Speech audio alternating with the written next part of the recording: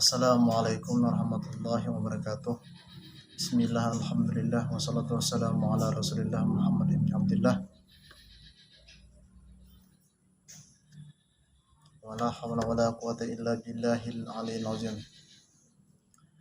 Baik, langsung saja di sini saya nama Abdul Zair, NIM 2018 122182, yaitu dalam rangka memenuhi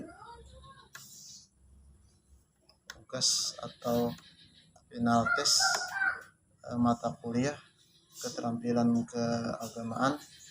Di sini saya ingin menjawab soal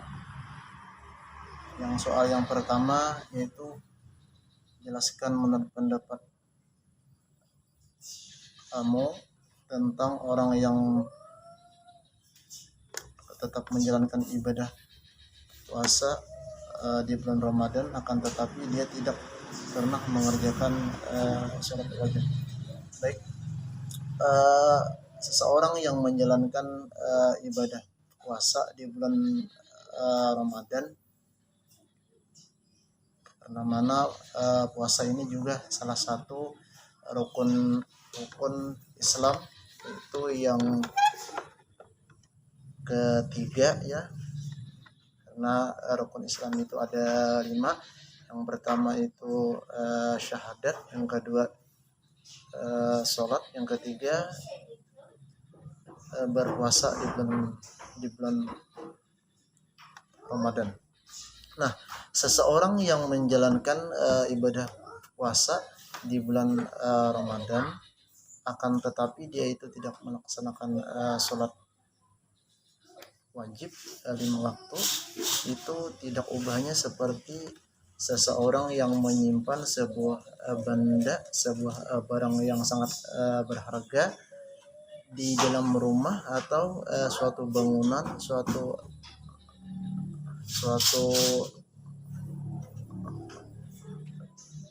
gedung atau apartemen, akan tetapi bangunan itu sudah runtuh atau tiang bangunan itu rapuh. Nah, artinya puasa yang laksanakan pada bulan Ramadan itu tidaklah membuahkan hasil yang maksimal, yang bermanfaat untuk dirinya ataupun yang lainnya. Karena kita tahu dalam sebuah hadis, as-shalatu imaduddin, salat itu adalah tiangnya agama. Nah, apabila salat itu sudah ditinggalkan, walaupun dia mengerjakan amal ibadah yang lain, maka amal-amal ibadah yang lain itu tidaklah bermanfaat secara maksimal. Baik,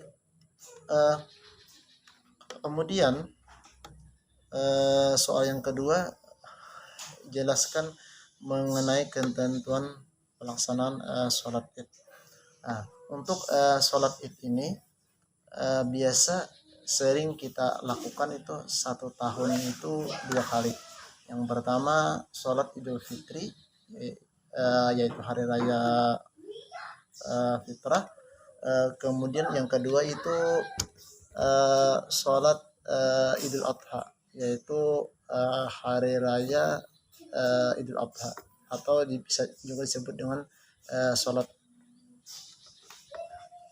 hari raya kurban. Nah, untuk sholat id ini ketentuannya agama kita sudah mengatur, itu diantaranya yang pertama orangnya Islam, yang kedua itu berjamaah ya, ada khutbah, ada imam dan makmum. Nah, untuk di masa pandemi ini sholat id itu dibatasi oleh aturan pemerintah dari Kementerian Agama. Artinya tidak bisa bebas sebagaimana tahun yang sebelum pandemi ini. Nah, sholat Id itu di disyariatkan, yang paling diharuskan itu sebenarnya hanya untuk bagi kaum laki-laki. Itu kalau sholat Id berjemaah di masyarakat, atau di masjid-masjid, atau di surau, atau di lapangan. Itu sebenarnya kalau aturan asalnya itu dari yang paling dikhususkan adalah untuk laki-laki. Adapun perempuan itu dibolehkan hanya orang-orang yang sudah tua, nenek-nenek, atau yang artinya sudah tidak, seorang perempuan itu boleh keluar rumah melaksanakan sholat Id apabila orang itu sudah tua dan sudah tidak datang bulan lagi. Nah, walaupun misalnya ada perempuan yang muda-muda juga ingin ikut melaksanakan sholat Id, itu diharuskan dengan mahramnya. Nah, kemudian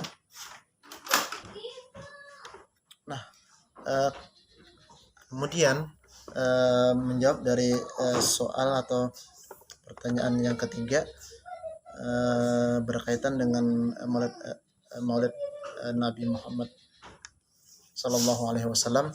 Itu dalam urusan ini ya, tentang Maulid Rasul itu memang dibahas sudah mulai dari zaman nenek moyang kita sampai sekarang, mungkin sampai hari kiamat pun tetap ada perbedaan.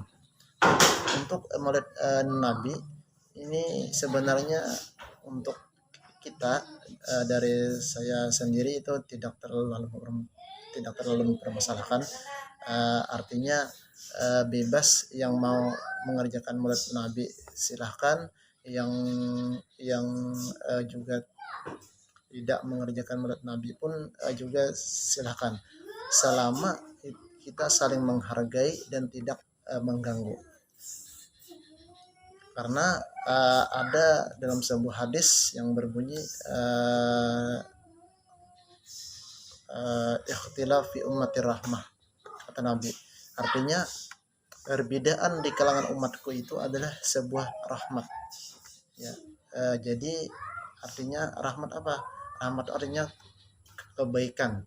Jadi jangan sampai berbeda pendapat, berbeda paham itu mendatangkan sebuah kemudaratan.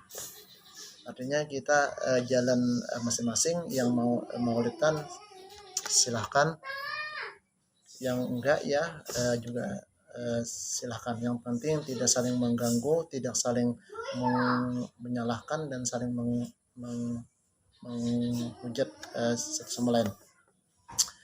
Karena pada dasarnya Maulid Rasul itu hanyalah sebuah pujian kepada Rasul. Artinya orang yang mengerjakan Maulid itu adalah mengenang atau memperingati peringatan lahir, perjuangan, dan wafatnya baginda Rasulullah Sallallahu Alaihi Wasallam. Jadi istilahnya itu kalau dalam bahasa kita sekarang itu gembira atau menyambut hari lahirnya baginda Nabi, atau dalam bahasa sekarang itu menyambut itu bulan hari ulang tahun Nabi besar Muhammad Sallallahu Alaihi Wasallam. Karena selain Nabi besar Muhammad Sallallahu Alaihi Wasallam pun kita juga sering merayakan hari lahir kita, hari ulang tahun anak kita, hari ultah pernikahan. Masa hari lahir baginda Rasulullah Sallallahu Alaihi Wasallam kita tidak memperingati. Sedangkan beliau adalah insan yang paling sempurna dan insan yang paling berjasa terhadap diri kita dan seluruh alam semesta ini. Nah, baik, yang kemudian itu tentang tata cara pelaksanaan tahlilan. Nah, untuk mengenai tahlilan ini biasanya itu dilaksanakan atau pada waktu-waktu tertentu. Misalnya seperti setelah 1 hari meninggal, setelah 2 hari kematian, 3 hari, atau juga bisa disebut dengan menyalawi 25 hari atau menyeratus dan bahkan haul. Nah, itu biasanya acara-acara peringatan seperti itu diisi dengan tahlilan. Tahlilan itu isinya doa-doa, zikir dan pembacaan ayat-ayat suci Al-Quran yang tujuannya dihadiahkan untuk si arwah atau si seseorang yang telah meninggal dunia. Nah, ini sebagai ungkapan seorang anak atau seseorang muslim yang lainnya dalam tujuan untuk menggembirakan atau memberikan kado terhadap seseorang yang sudah meninggal. Karena orang yang telah meninggal itu sudah tidak bisa berbuat apa-apa, melainkan hanya menunggu dari seseorang yang masih hidup yang mengirimnya. Baik, yang selanjutnya berkaitan dengan pelaksanaan sholat berjamaah. Pemahaman apa saja yang harus dipahami baik itu sebagai iman ataupun sebagai makmum. Baik, untuk sholat berjamaah ini kita sangat dianjurkan oleh baginda Nabi Shallallahu Alaihi Wasallam, karena mana manfaatnya sangat besar, 27 kali lipat pahalanya dibandingkan kita sholat sendirian. Nah, sebagai seorang imam itu adalah seorang pemimpin.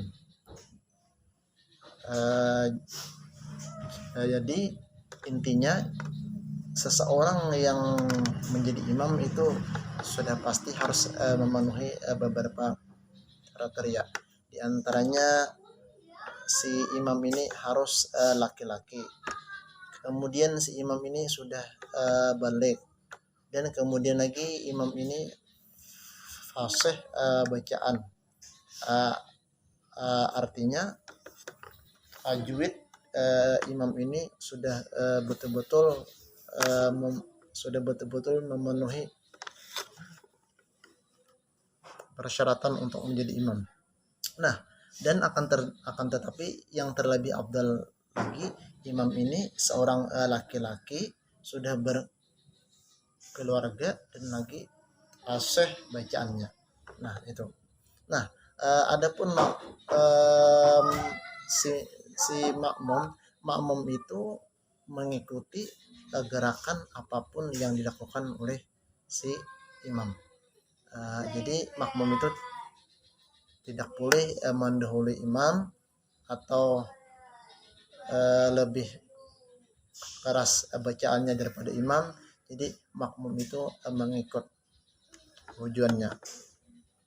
Artinya jangan sampai si makmum ini mendahului imam.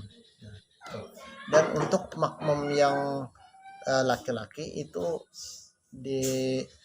disyariatkan di dalam aturan agama Islam itu letaknya di sebelah kanan. Adapun makmum yang perempuan itu diharuskan di sebelah kiri yang terlebih dahulu untuk diisi. Nah, mungkin itu dari saya. Sekian, terima kasih. Allahul muwaffiq ila aqwamit thoriq. Assalamualaikum warahmatullahi wabarakatuh.